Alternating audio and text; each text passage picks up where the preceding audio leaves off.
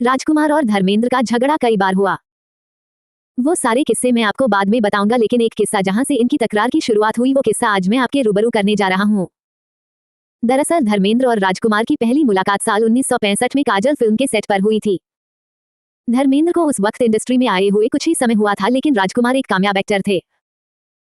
निर्देशक ने जब पहली बार धर्मेंद्र की मुलाकात राजकुमार से करवाई थी तो राजकुमार ने धर्मेंद्र के डील डाल का मजाक उड़ाया था। जब काजल फिल्म के निर्देशक ने धर्मेंद्र को राजकुमार से मिलवाया था तो धर्मेंद्र राजकुमार से बहुत शालीनता से मिले थे, तो धर्मेंद्र के डील डाल और हाथ देखकर राजकुमार साहब ने डायरेक्टर से कहा कि ऐसे पहलवान कहां से उठा कर लाते हो, ये तो ऐसा लगता है कि ये सीधा अखाड़े से यहाँ पर आया है।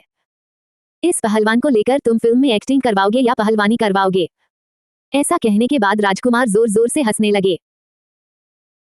धर्मेंद्र वहीं पर खड़े थे और वो नए नए होने की वजह से वो ये सुनकर खामोश रहे, लेकिन कहते हैं कि राजकुमार कुछ ना कुछ ऐसा ही मजाक करते रहे जिसकी वजह से धर्मेंद्र ने आपा खो दिया और राजकुमार का कॉलर पकड़ लिया।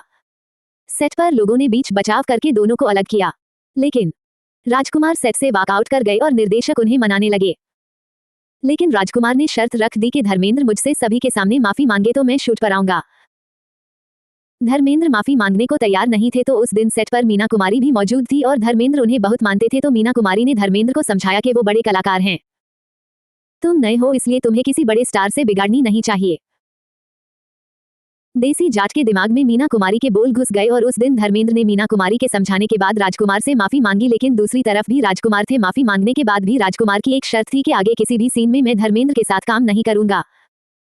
उसके बाद बाकी फिल्म में धर्मेंद्र को अलग शूट किया गया और राजकुमार को अलग शूट किया गया और बाद में एक सीन बनाया गया। धर्मेंद्र अपने देसीपने के कारण मशहूर रहे और राजकुमार अपने अखड़ स्वभाव के लिए, लेकिन राजकुमार दिल के बुरे इंसान नहीं थे। जिसने भी उनके साथ काम किया सभी ने किसी न किसी वक्त कहा कि हाँ वो थोड़े अड़ियल जरूर थे, लेकिन उन जैसा एक्टर दूसरा नहीं हो सकता। वो एक अच्छे एक्टर थे और लेकिन वो ऐसा मजाक करते थे जिसे किसी भी दूसरे इंसान के लिए पचाना थोड़ा मुश्किल हो जाता था।